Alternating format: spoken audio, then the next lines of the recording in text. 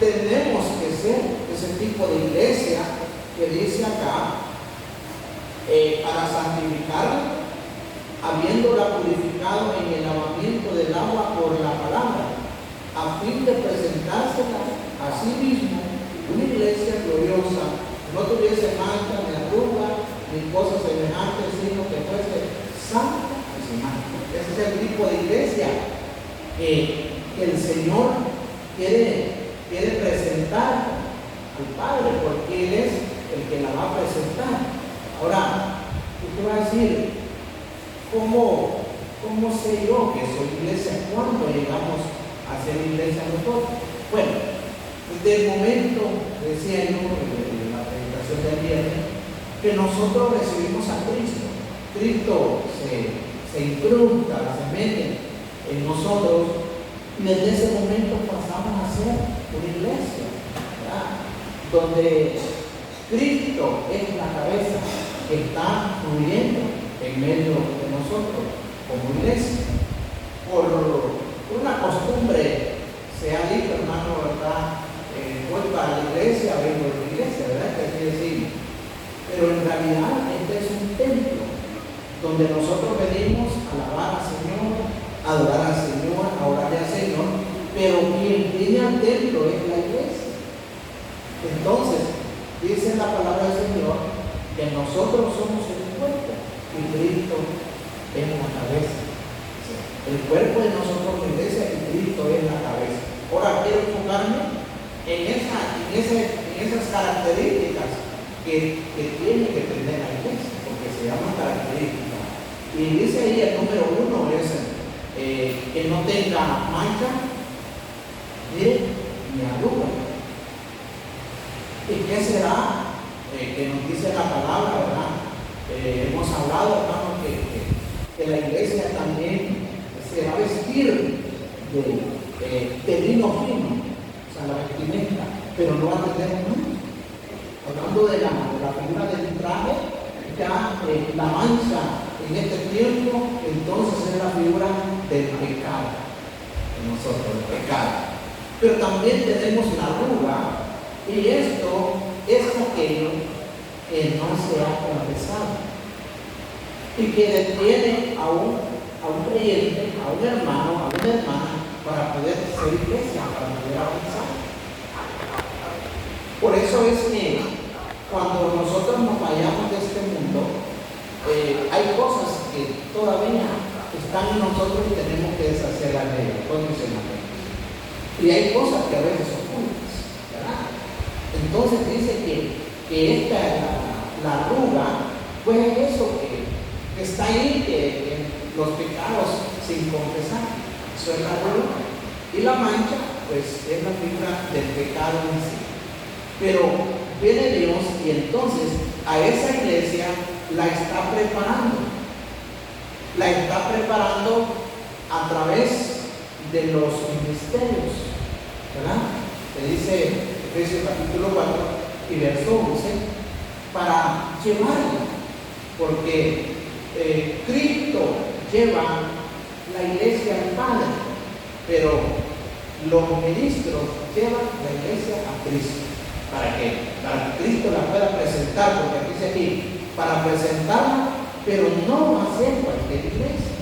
Por eso dice, que no tenga mancha, que no tenga arruga, dice ahí, ¿verdad?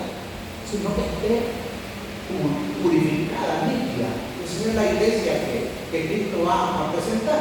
Le decía que entonces la iglesia se está preparando y Dios dejó las herramientas para que podamos ser iglesia. Por ejemplo, aquí está lo que el Señor dejó para todo aquel que tenga mancha, por todo aquel que tenga pecado. Porque dice la Biblia que no hay nadie que no peque. ¿Cuántos dicen amén? Todos pecamos, hermano. Sí, claro que sí. Y a diario le cuento. Entonces va a ser necesario que a diario nosotros pasemos pidiendo al Señor que esa limpieza llegue a nosotros. Todos los días, porque todos los días pecamos. Como una palabra mal expresada, con una mentira, hasta con una mala mirada, porque el pecado, hermano, se ha creído que tiene que ser una cosa grande. No, el pecado es el mismo, desde el más pequeñito que sea, hermano, como cuando alguien roba, ¿verdad? Entonces se robó la espía. Y si el que roba 1000 será igual que el espía, es lo mismo. En lo poco fuiste fiel, como dice. Y así dice el Señor, o sea que no importa cuando se peca, hermano, sea muy pequeño, el perdón es el mismo, para que nos puedan perdonar. La limpieza es la misma, el mismo ingrediente, es la sangre de Cristo que está vigente todavía para nosotros. Ese es un misterio, allá se habla de los misterios. Ese misterio faltó, que la sangre de Cristo nos limpia de todo pecado. ¿Y dónde está que no la vemos? Pero fue aplicada en nosotros, ¿verdad? En el Antiguo Testamento fue aplicada literalmente, no la sangre de Cristo, la sangre del Cordero, de un Cordero. Dice que la historia dice que iba a pasar el ángel devorador mandando a todos primogénitos para darle muerte, pero que Dios dio la orden: métanse todos a sus casas y ¿saben qué? Apliquen con hisopo la sangre de un cordero en los dinteles de las puertas, o sea, lo que se llama marcos. Entonces esa sangre se aplicaba ahí y cuando pasaba el ángel devorador no podía entrar a esa casa. ¿Por qué no podía entrar, hermano? Esa era la figura de lo que hoy es la realidad. Usted y yo tenemos a Cristo, contenemos a Cristo, y la sangre de Cristo nos limpió y nos untó con sopo, y el enemigo no nos va a poder tocar. Salvo que usted le diga: entra por aquí, ¿verdad? Que nadie le va a decir, hermano. Pero a veces, como hablaba yo el viernes, ni sabemos cuando ese enemigo entra. Pero aún así Dios es tan bueno que todavía tiene la sangre de Dios. Y vamos a ver entonces el primer punto es la iglesia sin mancha, o sea, el pecado. Vamos a ver en la primera carta de Juan, allá en el ámbito. Espero que me ajuste el tiempo porque es domingo, hermano, y mañana hay que trabajar, ¿verdad? Amén. Primera carta de Juan, en el capítulo 1. Miren, te dije yo que Dios entonces dejó las herramientas, o sea, el manual, para que nosotros podamos ser esa iglesia. Capítulo 1 y verso 7 dice: pero si andamos en luz, como Él está en luz, tenemos comunión unos con otros. Esa es la otra parte de la comunión de la iglesia. Tiene que tener comunión. Y la sangre de Jesucristo, su Hijo, como dice ahí, nos limpia de todo pecado. Y decía yo: todos pecamos.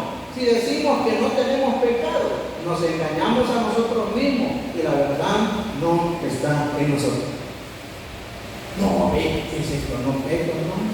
¿Verdad? Dice ahí que nos engañamos, dice, ¿verdad? Y es necesario acudir a esa sangre que nos limpia de todo pecado. Pero más adelantito dice el 9, ahí donde está el 9. Si confesamos, ahí está la otra salida para lo que es las arrugas. ¿Vio? En el segundo punto dice las arrugas, ¿verdad? Si confesamos nuestros pecados, Él es fiel y justo para perdonar nuestros pecados y limpiarnos de toda maldad. Ya no solo limpiar el pecado, sino que toda maldad. Maldad es maldad, hermano. Entonces, ¿qué sucede? La doble función que hace la sangre de Cristo en nuestra vida para poder ser iglesia. Porque alguien puede decir: no, yo no voy a la iglesia porque soy muy malo, muy mala, mucho peco, así me han dicho a mí. No, hermano, yo no voy a la iglesia porque soy muy pecador, muy pecadora. Y como éramos los que estamos en la iglesia, y como somos que todavía pecamos. El mundo tiene que darse cuenta que acá están todavía los que están luchando por salir del pecado, por salir de los vicios, por salir de cualquier cosa. Si se dieran cuenta, hermano, de esta palabra, acudiera y dijeran, no, si la Biblia dice que yo soy pecador, pero tengo derecho a ser perdonado porque Dios me otorgó el perdón. Es más, me limpia también. Eso está, hermano, como cuando uno se casa, ¿verdad? Que uno solo firma, ¿verdad? Firme aquí. Y usted acá también. Ya estuvo, ¿verdad? Le decía un amigo, si los que se casan leyeran el código de familia, dijeran, mañana voy a regresar a mi hermano. ¿Saben por qué? Porque en ese código demanda responsabilidad para ambos. Y ahí solo le dice, ¿verdad? Promete amarla aún en la cama, aún cuando esté gorda, aún cuando esté delgada, aún cuando empiece, hermano. Y al hombre promete, no, a la mujer, promete amarla aún cuando se enoje, cuando le pida comida, aún cuando todas esas cosas. Luego esas dos partecitas aparecen. Pero después, hermano, pues igual, acá tenemos mandamientos nosotros. Pero qué bueno que tenemos las santas escrituras que nos ayudan a nosotros. Es que tenemos, por eso porque dice ahí, escudriñar las escrituras, para que nos demos cuenta que sí nos corresponde, que por muy pecadores que seamos, Dios nos otorga el perdón. Y si confesamos, la sangre de Jesucristo nos limpia de todo pecado. ¿No le parece que eso es un misterio, hermano? Que cuando somos pecadores, eso sí, si confesamos, pero ¿qué pasa si no hay confesión? Como dice el Proverbio, será 28:13, creo que dice, si no se me olvida, que el que encubre sus pecados no prosperará, pero el que lo confiesa y se aparta de él, ¿qué dice? Ayúdenme al final, alcanza misericordia. Entonces hay dos cosas que nosotros las vemos. Dice, yo lo confesé, pero volví a hacer lo mismo.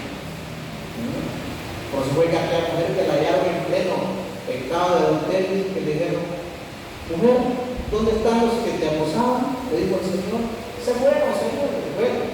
Ni yo te condeno, vete. Pero le puso ahí, no vuelvas a pecar, no vuelvas a enamorarte de esos hombres que estaban. Porque estaba enamorado, está bueno para la vigilia, ¿verdad? Sí, eso es lo que estaba haciendo. Dice que el Señor fue prudente y para no ver a la mujer se puso a escribir ahí. Entonces, teológicamente, cuando Dios no habla, entonces escribe. Por eso a veces no nos habla audiblemente, pero después aquí lo escribe, para que nosotros podamos estudiar. Quiera que calma en esta noche al Señor, al que nos limpia de todo pecado. Entonces, esa es la iglesia que se está preparando. Entonces hoy podemos decir, yo quiero ser iglesia, pero grito bastante. Yo quiero ser iglesia, pero ese alto y no lo he contado a nadie. Quiero ser libre como la mujer samaritana. ¿Se acuerdan cuando fue libre la mujer samaritana? Cuando le dijo, bueno, trae a tu marido a París. Y le decía, no tengo marido. Bien ha dicho mujer, porque 5 maridos has tenido y el que ahorita tiene tampoco es tu marido. No te has casado con él. Pero yo admiro a la mujer samaritana que se olvidó de todo, hermano, y comenzó una nueva vida en Cristo, que eso es lo que nosotros empezamos. Amén. Se olvidó de todo. No le importó que la criticaran, ¿verdad? Porque puede señalar, mire que mire ese hombre vendía tal sus panes.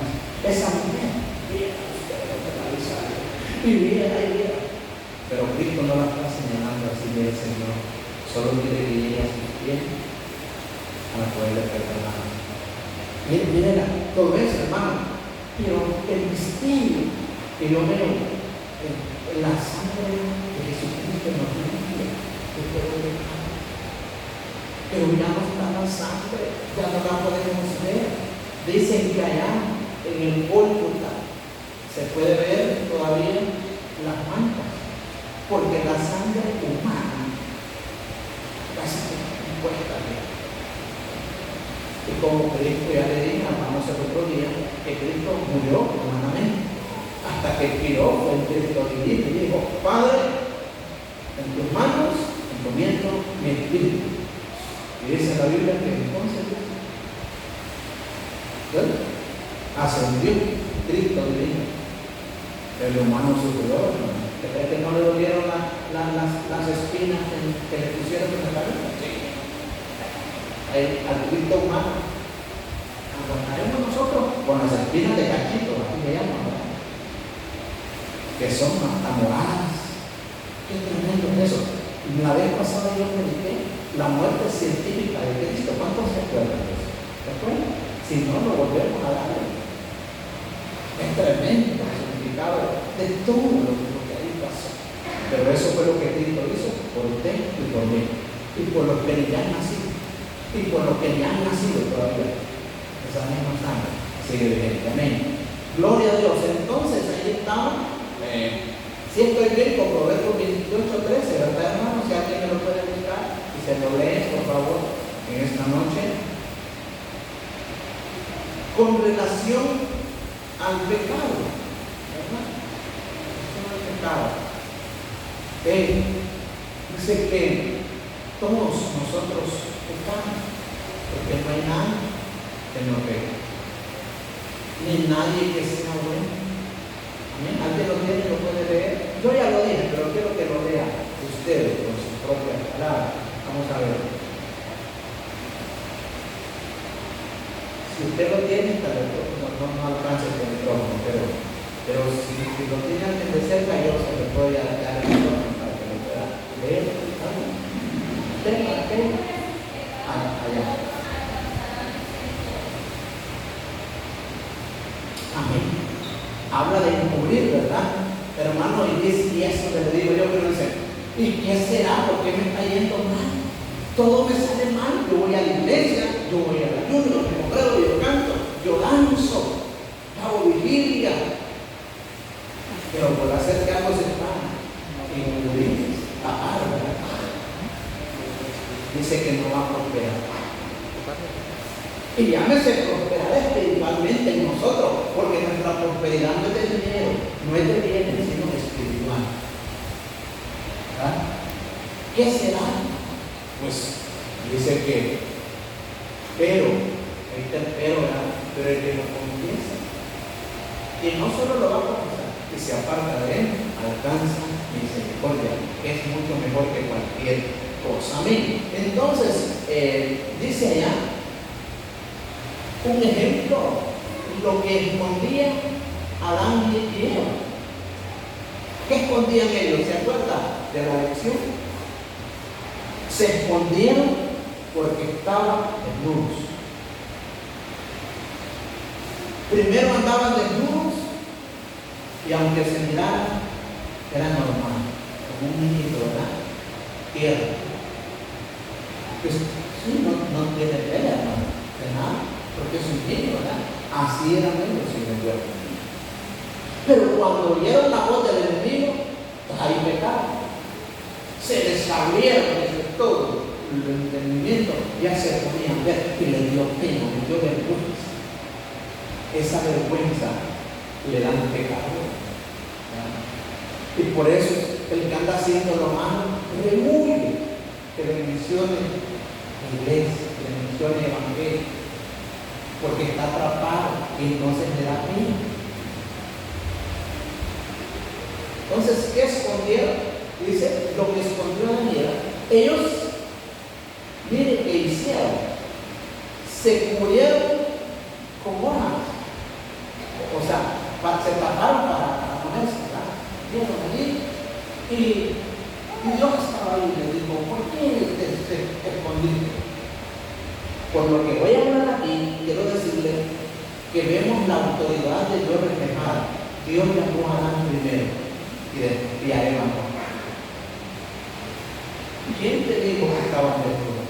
Y empieza a justificarse, ¿verdad? Porque quiero decirle que la voz que el enemigo le infundió a Eva, fíjese que contaminó a Adán. ¿Por qué lo contaminó? Porque le dio de comer. La mujer que me diste, me dio de comer, la que me pusiste por ayuda, Señor. Ajá, Eva, ¿es cierto eso? ¿No? Estoy parafraseando. Sí, pero la serpiente me dio a mí, ¿verdad? Cuando empezamos a buscar culpables, ¿verdad? Es que mire, yo no quería hacerle caso y ella insistió, y ella insistió hasta que me dije, ya sabes, ¿verdad? Dios mío. Entonces Dios habla y reconoce esa autoridad, aunque estaba ya en pecado, pero reconocía la autoridad. Dice, si ellos se vistieron de hojas, era el vestido que nosotros buscamos, el vestido normal para tapar. Pero ellos necesitaban ya otro tipo de vestido, pero eso solo sabía Dios. Entonces ellos se taparon normal. Dice, entonces vino Dios y lo vistió. ¿Con qué lo vistió, hermanos? Con pieles. Y esas pieles, desde ahí se anunciaba la figura del Cordero que va a ser inmolado. Porque necesitamos una nueva vestimenta, ¿verdad? De modo que si alguno está en Cristo, nueva criatura es. El nuevo vestido espiritual, necesitamos que Dios nos cubra, que nos tape la vergüenza. Entonces, veamos entonces estos puntos, los tipos de vestidos. El vestido que el hombre puede ponerse cuando le da vergüenza. Aquí nadie me está viendo. Vámonos a lo oscuro. El pecado para el hombre pecador en lo oscuro es más deleitoso. Pero cuando da la luz, ya me molesta, porque dice que no hay nada, como dice la palabra, nada que sea oculto, ¿verdad? Que no sea manifestado. Pues ellos pensaban que estaban escondidos, pero Dios ya sabía que estaban ahí. Dice, vamos a ir a Génesis, que es muy conocido ya, en el capítulo 3, porque hay unos que me hablan de los tipos de vestido y de encubrir el pecado. Mire cómo dice Génesis capítulo 3 más 9. Mas Jehová llamó al hombre y le dijo, ¿dónde estás tú? Mira, al hombre llamó, hermano, que le decía, y él respondió, oí tu voz en el huerto y tuve miedo, porque estaba, como dice, desnudo. Y me escondí. Y se escondió. Como antes, ¿verdad? Vemos a las escondidas, los hipotes, ¿verdad? ¿Se acuerdan ustedes? Igual a las escondidas. Esconde. Y Dios te dijo, ¿quién te enseñó que estabas desnudo? ¿Has comido del árbol que yo te mandé?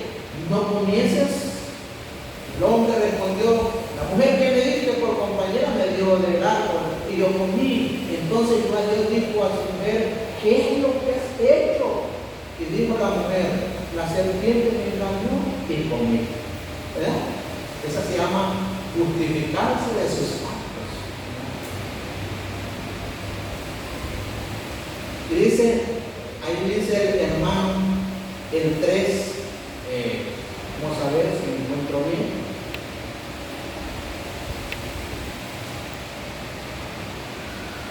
El 3:7, mire que dice, entonces fueron abiertos los ojos de ambos antes, ¿verdad? Cuando ya pecaron, dice el 3:7, entonces fueron abiertos los ojos de ambos y conocieron que estaban desnudos. Entonces cosieron hojas de higuera, esa fue el vestido de ellos, y se hicieron, como dice ahí, delantales, esa es la palabra, delantales.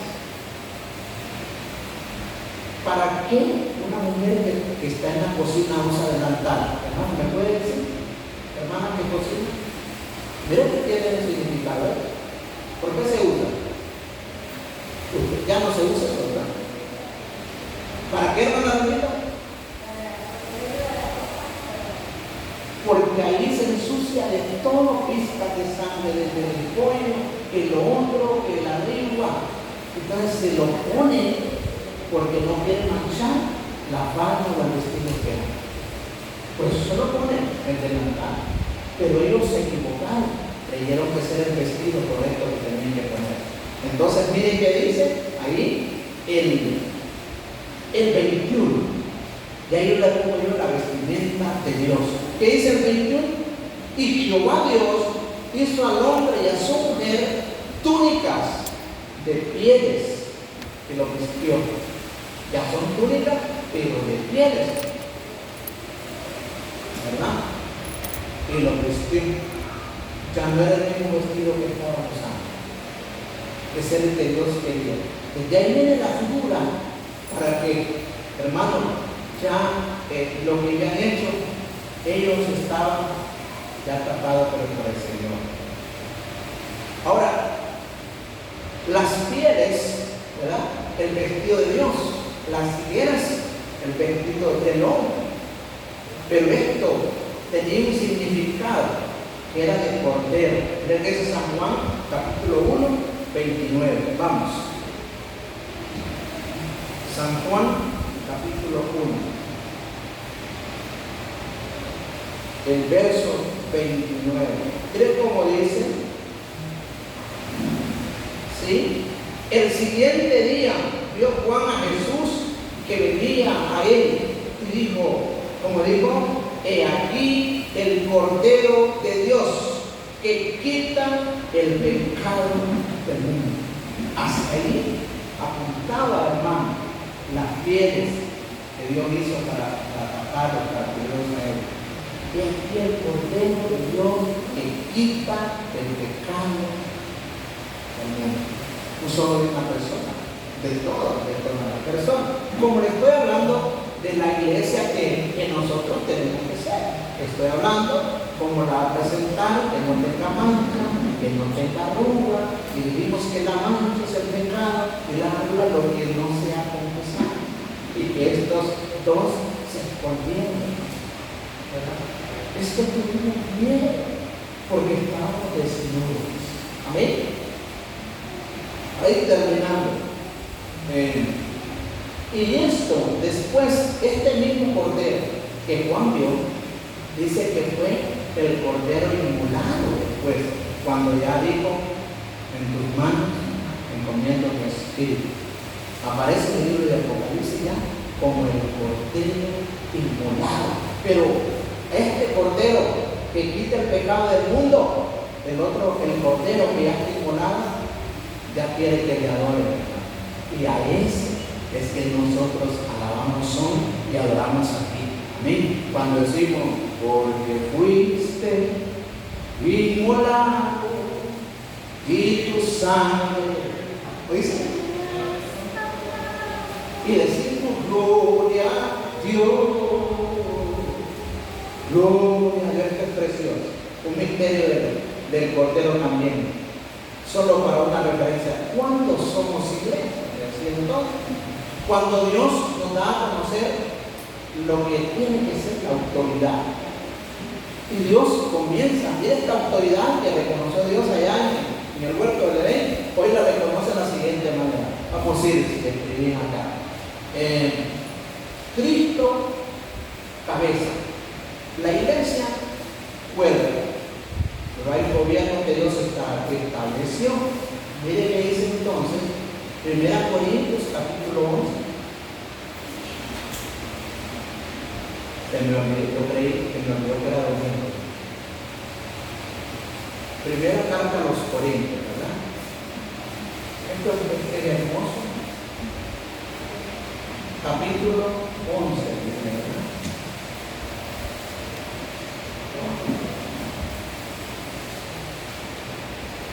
Os alabo, dice el Dios, os alabo, hermanos, porque en todo os acordáis de mí, pero tenéis las instrucciones tal como os las entregué.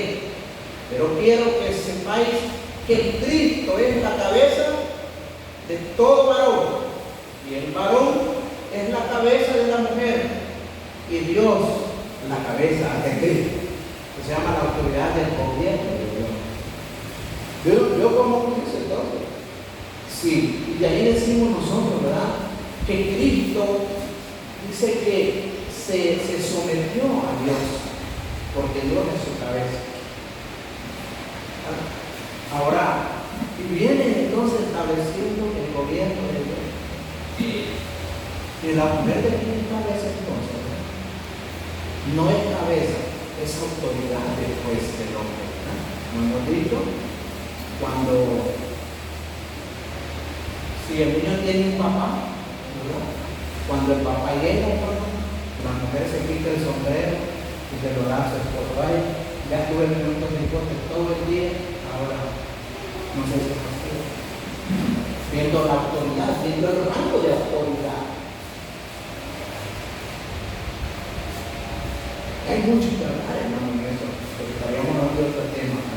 Autoridad en la casa, autoridad en la iglesia, autoridad en el trabajo. Pero eso dice, lo vuelvo a leer por su importancia, dice esto del 3, pero quiero que sepáis que Cristo es la cabeza de todo varón, y el varón es la cabeza de la mujer, y Dios la cabeza de Cristo. Eso es hermoso saber, hermano, pero hasta ahí es un gobierno, hermano, que no es de la iglesia. Ahora veamos Efesios. Atrás está Efesios. Gloria a Dios. Gloria a Dios por su misericordia. Gálatas, Efesios, en el capítulo 1, dice el 22 del 1, lea conmigo. 21, sobre todo principado de autoridad y poder y señorío, y sobre todo nombre que se nombra, no solo en este siglo, sino también en el venidero. Y sometió todas las cosas bajo sus pies, y lo dio por cabeza sobre todas las cosas. ¿A qué dice?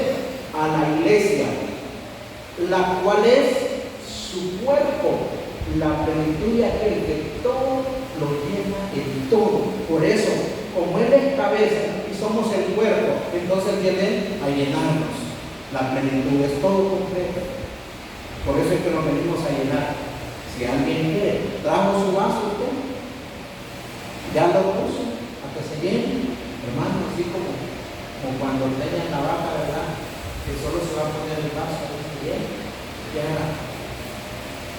Así el Señor, por este principio, es que Él está nutriendo, Él nutre la palabra, porque Él es la cabeza y nosotros somos el cuerpo. 4, ahí mismo de Efesios, en el 4, capítulo 4 de Efesios.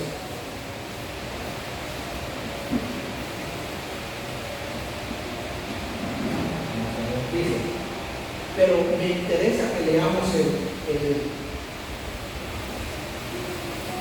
14, para que ya no seamos niños fluctuantes, llevados por doquiera de todo viento de doctrina. Lea eso, es muy importante. Por estratagema de hombres que para engañar emplean con astucia las artimañas del error, sino siguiendo la verdad en amor, crezcamos en todo en aquel que es la cabeza. ¿Quién es la cabeza? Esto es, dice, Cristo, de quien todo el cuerpo bien concertado y unido entre sí por todas las coyunturas que se ayudan mutuamente según la actividad propia de cada miembro, recibe su crecimiento para ir edificándose en amor. ¿Dónde se recibe el crecimiento? En el cuerpo, porque la cabeza es el hogar. Le digo que un cuerpo sin cabeza no tiene vida, y por eso la vida en abundancia la da el Señor acá. Para terminar, Colosenses 1. Colosenses 1.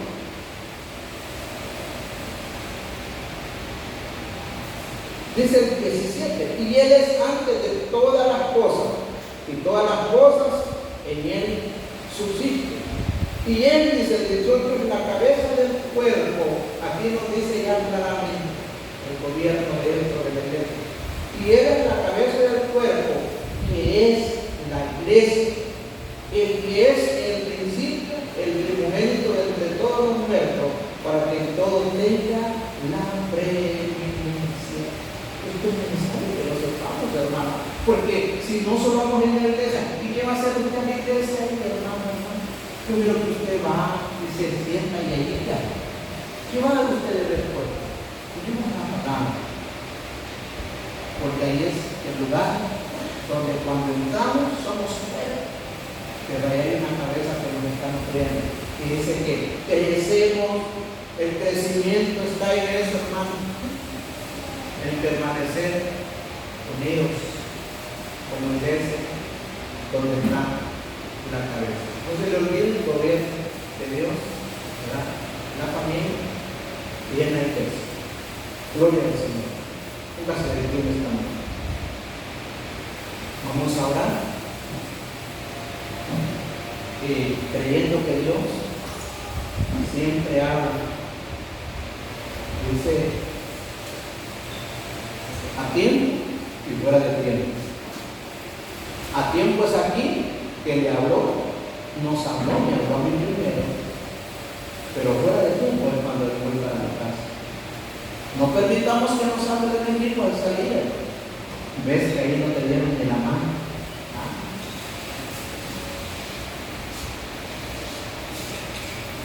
Cualquier cosa que pueda suceder, permitamos que sea Dios el que nos hable más de lo que hemos recibido.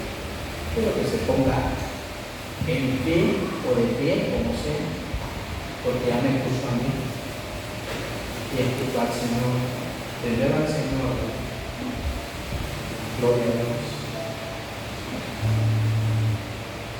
¿Qué más diremos, Dios Padre? ¿Perseveraremos en el pecado? En ninguna manera. Sí, Señor. Solo bendiga al Señor en esta noche. Bendiga y reflexionemos en el tipo de iglesia que somos. Ya oyó cómo tiene que ser la iglesia y cómo estamos nosotros para cuando venga esa presentación, porque nos va a presentar el Señor ante el Padre. Esta es la iglesia, Señor.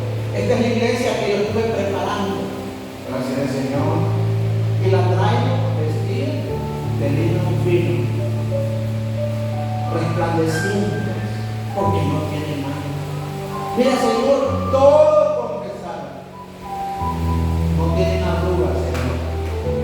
Las arrugas están en el cuerpo que envejece, pero no tienen que estar en el alma. Aleluya, aleluya. Quiero que reflexione en esa palabra, hermano, esta noche. En el nombre de Jesús. En el nombre de Jesús, Señor. Ministra de acuerdo a la necesidad. Aleluya. Gloria a Dios por su presencia.